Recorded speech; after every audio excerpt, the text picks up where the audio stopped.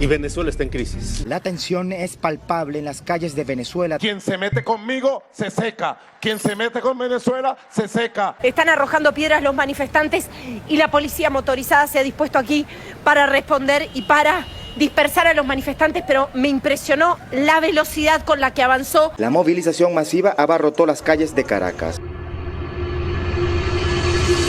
Fala galera, como vocês estão? Sejam todos bem-vindos a mais uma aventura aqui no canal. Bom, hoje eu estou fazendo um vídeo que eu sinceramente dói pra mim fazer. Hoje eu tô fazendo uma aventura, hoje eu tô numa aventura muito diferente a que vocês estão acostumados a ver aqui no canal. Vocês sabem que meu canal se trata de trazer vídeos viajando, vlogs, em si alegria. Mas hoje eu quero contar pra vocês uma situação que ultimamente tá me deixando muito ruim. E hoje nesse vídeo vai sair muitas verdades. Hoje eu quero mostrar pra vocês, eu quero falar pra vocês o que está acontecendo com a Venezuela em 2024. Sinceramente eu não sei nem como começar esse vídeo. Eu não sei, eu tô sentindo ruim, eu tô me sentindo muito mal. Eu não tenho agora uma expressão de felicidade. Agora eu tento ficar feliz, mas não dá. Eu farei esse vídeo com 5 pontos. O primeiro ponto, que eu acho que é o mais importante, um dos mais importantes, é a política. O que aconteceu esses dias, o que está acontecendo, o que vai provavelmente acontecer.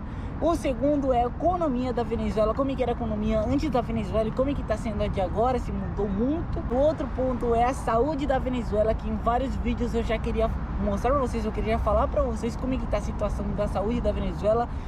Quero falar para vocês o que poderia acontecer se a Venezuela continuasse no caminho que ela está hoje em dia, no rumo que ela está hoje em dia, se ela continuasse como está esses últimos 10 anos pelo menos.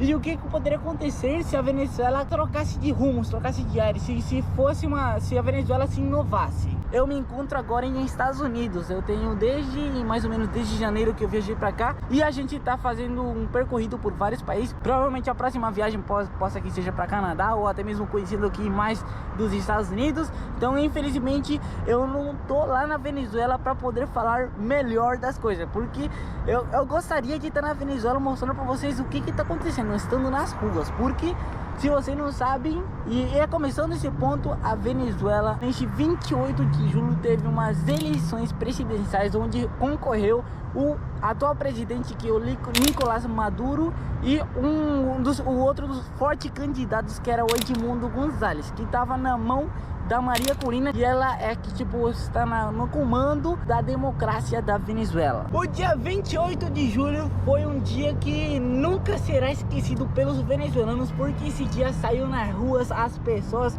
Eu nunca vi um movimento de pessoas, eu nunca vi um movimento de venezuelano tão felizes saindo para votar, para escolher seu novo presidente. E o pior aconteceu, o Maduro ganhou as eleições com 51%, Mientras o Edmundo, que era tipo o forte candidato, que praticamente foi eleito o presidente, tinha ficado com 44,2% dos votos. E a gente ficou tipo, caraca, do nada, como aconteceu isso? Por que aconteceu isso? Todo mundo votou pelo Edmundo.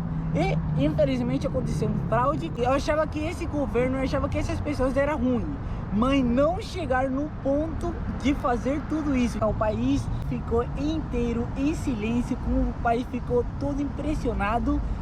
E vocês se perguntaram, Gimilton, mas como ganhou? Como eles conseguem fazer esse fraude? Sinceramente, é um tema muito bagunçado, que nem eu mesmo consigo entender. Mas o que eu entendo, eu vou explicar para vocês. Basicamente, o Maduro tem o seu poder e é amigo de todo o Conselho Eleitoral das eleições em si, o presidente da Corte Suprema da Justiça da Venezuela e em si, todos os poderes, todas as pessoas, todos os cargos grandes da Venezuela são muito amigos do Maduro. Então não tinha como que ele perdesse. E essa mesma noite começou tipo uma guerra na Venezuela, começou uma guerra entre as pessoas e o governo. O pior estava por acontecer. Muitas ameaças, muitas loucuras, muito tiro, muita pedra, muito polícia contra as pessoas. Esse dia foi uma loucura porque o nosso mesmo libertador, Simão Bolívar, dizia, tem uma frase dele que fala que é maldito o soldado que apontasse uma arma pro seu povo. e basicamente aconteceu tudo isso. Eu me atrevo a dizer que tá acontecendo tipo uma massacre na Venezuela, porque o povo já não é o mesmo, o povo não aceitou essa derrota, o povo quer vencer, o povo já se acordou e o povo saiu para as ruas para defender o seu voto, para exigir que respeitasse seu voto, porque todo mundo votou pelo presidente Edmundo Gonçalves, que atualmente se considera o presidente da Venezuela. Hoje as pessoas estão considerando mais o presidente Edmundo que até mesmo Maduro, porque o Maduro desde 2019, desde 2018 não é considerado nem presidente por muitos países. E uma das coisas que me lembrou bastante esses dias que tá acontecendo essa parada é 2017. Por quê? Porque em 2017 também foi tipo a época da crise da Venezuela, onde as pessoas também saíram para fazer marchas porque não tinham comida, as pessoas só comiam. Se eu falasse para vocês que as pessoas estavam procurando comida na rua, comida no lixão, então as pessoas também tinham se cansado nessa época. Por eu não falar, acho que desde 2017 o povo está procurando uma liberdade para o nosso país. Então imagine, nós temos mais de 7 anos procurando uma liberdade no nosso país, desde 2007 até 2024, procurando que esse governo caia. E Gimilton, qual que é a diferença desde 2017 para 2024? A grande diferença, e eu falo com muita felicidade, é que o povo tá acordado. O povo perdeu aquele medo que tinha antes. O povo ele tá indo por lá porque tem que ir por lá. Ele o povo já se cansou de tudo isso. O povo quer uma mudança para o nosso incrível país, que antes era considerado um dos melhores países. Vocês mesmo brasileiros me dizem nos comentários: Gimilton, caramba, eu fico impressionado com a aceitação da Venezuela, porque nos anos 80, nos anos 90 era uma das melhores, uma das potências no mundo. As pessoas tinham expectativa que para essa temporada, em 2020, a Venezuela ia ser uma das melhores, uma das maiores potências do mundo, porque a Venezuela é muito rica em tudo. Nós tem petróleo, nós tem ouro, nós tem todos os minerais, e do nada nós se considera agora um dos países mais pobres do mundo. Como é que a gente parou nisso? Por outro lado, o descarado do Maduro emitiu uma denúncia para Maria Corina e para o Edmundo Gonçalves, culpando eles por tudo que está acontecendo agora, por tudo que está acontecendo, por todas as mortes, por toda essa guerra que está acontecendo atualmente na Venezuela, que eles dizem que eles são os culpáveis de estar acontecendo isso, sendo que a realidade é totalmente diferente. Todo mundo sabe, e é lógica, que todos os culpáveis são eles. A Maria Corina tem convocado reuniões, tem convocado marchas, só que a mesma Maria Corina diz que essas são marchas de paz. Ela mesma convida que as pessoas vão lá com sua família. Desculpem se eu não tô falando direto português, que eu já tenho vários anos que eu saí do Brasil e eu mesmo tô perdendo o português. Eu fico triste por isso. Eu não tenho nem amigos brasileiros aqui para eu poder continuar falando meu português direito. Então peço desculpas se eu não pronunciar uma palavra certa, ou eu me irritar assim, ou me travar, porque tenho vários anos sem falar português e só falo português nos vídeos. A Maria Corina, que é tipo aquela do bem, tem as 80% das actas das votações. Ela diz que o Edmundo tem mais de 70% da vitória, ou seja, o Maduro perdeu mais ou menos o Maduro teve 2 milhões de votos, e eu ainda nem acredito como que esse cara ainda tem pessoas, como as pessoas têm cocô na cabeça para inclusive eu votar por ele. E o Edmundo tem mais de 7 milhões de votos, ou seja, isso é uma ganhada histórica. Ele ganhou, se tivesse valido, ia ser uma coisa que ia ser para a história, porque nenhum presidente teve tantos % de votações em si no mundo. Então ia ser uma coisa histórica se valer, né? Se não valer, se caso eles fazerem de novo, acho que ainda vai ganhar mais ainda, porque eu acredito que nesses 2 milhões que tem o Maduro, ainda pelo menos 1 milhão é falso. Então eu acredito que pelo menos 1 milhão são trabalhadores públicos, são pessoas que estão sendo obrigadas, que o mesmo governo são capazes de ameaçar essas pessoas. Então eu não tenho dúvidas que essas pessoas, que pelo menos 1 milhão estão sendo obrigadas. Então provavelmente, se fosse uma votação legal por outros países, acho que o Edmundo ganharia mínimo 8 milhões de votos. Então seria uma coisa que seria marcada para a história da Venezuela. Se vocês morassem comigo, vocês iam ver que eu tô preocupado. Eu que não curto de notícia, eu que não tenho nada a ver com notícia, meu canal não tem nada a ver com notícia, eu mesmo não gosto de notícia, eu tô falando toda hora pro papai algo novo que tá acontecendo na Venezuela. E agora saiu um emitido da OEA que eles estão denunciando o Maduro por irregulamento nas eleições. Então provavelmente isso que me dá um pouquinho de esperança, isso que dá um pouquinho de esperança pro povo venezuelano. O que vai acontecer? Essa daqui é uma das paradas que eu encontrei na internet e eu quero falar pra vocês que é muito importante dar tipo uma pequena ilusão pra Venezuela. Então eu falei pra vocês, a OEA denunciou as eleições, o Maduro denunciou que teve fraude. E olha, o melhor de tudo que diz aqui, ó, o secretário-geral da OEA mandou aceitar o Nicolás Maduro, essa sua perda que ele perdeu, em paz. Ou se não, do contrário, se demandam novas eleições com observadores internacionais e um novo CNE para garantizar o processo eleitoral. Então se espera que provavelmente eles possam fazer novas eleições, que possam fazer uma nova parada e que seja tudo regular para outros países. Que eu nem quero que os venezuelanos vejam as votações. Se fossem outras pessoas, outros trabalhadores de outros países que sejam legais, que não estejam nem para lá nem para cá, nem nos dois rumos, elas olhassem e dissessem a verdade, né? O outro ponto que eu queria falar pra vocês é o ponto da economia, que não tem nada a ver com a política, mas é um dos pontos que eu queria falar pra vocês, como a Venezuela tem perdido valor nos últimos anos, nas últimas décadas. Pra falar pra vocês, o auge da Venezuela começou em 1970, até mais ou menos os 1980, durou mais ou menos uns 10 anos, onde o petróleo era a fonte de vida da Venezuela. O petróleo estava cada vez subindo, inclusive esse ponto me dá um pouquinho de nostalgia. Por quê? Porque nessa época o povo venezuelano recebeu tantos imigrantes colombianos, peruanos, chilenos, de toda essa parte do mundo. Quando já começou a crise, vocês sabem que muitos dos venezuelanos em 2017 teve uma imigração massiva total de pessoas, e muitas pessoas foram para esses países que a gente ajudou, que foi para Colômbia, que foi para Chile. Não sei se teve brasileiro, também teve brasileiro, migração do brasileiro para Venezuela. Então eu acho como que como o mundo dá volta, né? Um dia a gente pode ajudar e um dia a gente pode ser ajudado. Então isso também é um conselho para vocês. Nós temos que ajudar o próximo sem esperar alguma coisa em troca, porque nós nunca sabemos quando que a gente vai receber, quando é que a gente vai precisar de uma ajuda.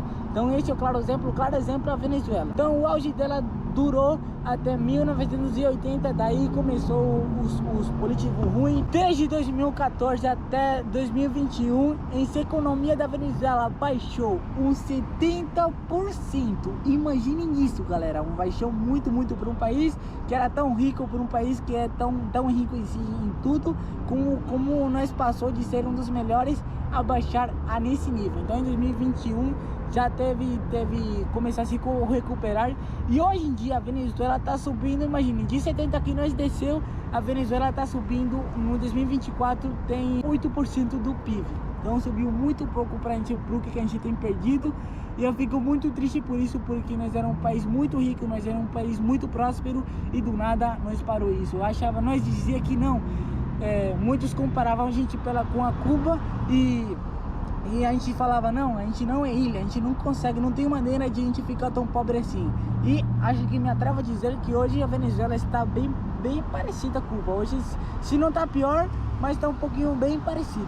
Outro dos pontos bem importantes que eu queria falar para vocês tem vídeos querendo falar para vocês disso. Eu nunca poderia falar isso na Venezuela, porque se a gente falar isso na Venezuela, a gente é punido, acontecem muitas coisas ruins. Com o governo que está hoje em dia, a gente não pode expressar nem o que a gente sente, nem a nossa opinião. Se você opinar, você vai pra cadeia, vai ser sequestrado, ou até mesmo você pode ser morto. Eu tinha planejado na minha cidade mostrar como que estava o hospital, porque a Venezuela conta com mais de 5 mil estabelecimentos de saúde na Venezuela. 4 mil e alguma coisa são tipo postos de saúde, são como aqueles postos de saúde onde você coloca vacina, esses tipo ambulatórios, e o resto são mais ou menos uns 400 são hospitais em si. E desses hospitais hoje em dia não tem nada. Hoje eu posso dizer que a saúde da Venezuela são uma das piores do mundo. Inclusive eu acho que está por debaixo da saúde da África, porque eu tenho visto pessoas, tipo, as pessoas perderem a vida por causa de uma injeção, de não ter uma agulha. Por causa de uma agulha eu tenho visto como as pessoas conseguem perder a vida. Então já vocês podem ter uma ideia do quão pobre, de quão ruim estão os estabelecimentos públicos de saúde na Venezuela. Eu mesmo não sei como nós chegou nessa coisa. Eu não sei nem como eu tô falando isso pra vocês. Dá muita dor como as pessoas conseguem perder um familiar por causa de uma coisa, de um medicamento, por não ter uma medicina, por não ter alguma coisa em si. E é triste ver esta realidade que está acontecendo na Venezuela. Hoje em dia, a gente ficar doente na Venezuela é um luxo, porque para você ficar doente você tem que ter muito dinheiro, porque além de que não tem os medicamentos que tem são muito caros. Uma das coisas boas que o governo tem feito de tantas coisas ruins é que ele tem uma farmácia. Tem uma farmácia que os medicamentos são baratos, mas são os piores medicamentos que tem no mundo, os medicamentos que vêm de um país que nem tem nome. Então imagina, os medicamentos são ruins, mas é barato, e é os medicamentos que as pessoas conseguem comprar. Que eu até mesmo tenho feito um vídeo, não sei se eu fiz em português, mas no meu canal em espanhol eu tenho feito esse vídeo. Eu tenho falado pra vocês como que eram as farmácias ambulantes da Venezuela. O quarto ponto é o que poderia acontecer se a Venezuela continuasse como está, como o caminho está indo, se o Maduro continuasse de presidente. Primeiro, a Venezuela entraria numa crise histórica, uma crise que acho que é muito difícil a Venezuela conseguir sair. Por quê? Porque imagine, quem vai querer negociar com um ditador? Quem vai querer negociar com uma pessoa assim?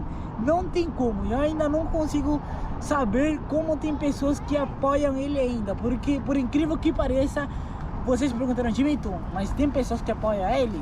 Tem pessoas que apoiam ele, não sei como, mas ainda o Maduro tem muitas pessoas que apoiam ele. Pelo menos, falando pra vocês, umas 500 mil a 1 milhão de pessoas, eu sei que ele tem no seu poder, que gostam dele, não sei como. Em base a essa crise, o venezuelano gostaria de sair do seu país. Também aconteceria uma imigração histórica, só para quem já emigrou, só para quem está em outro país, sabe o quão ruim é começar de novo, o quão difícil é a realidade fora do seu país. Então imagine, acho que iriam mais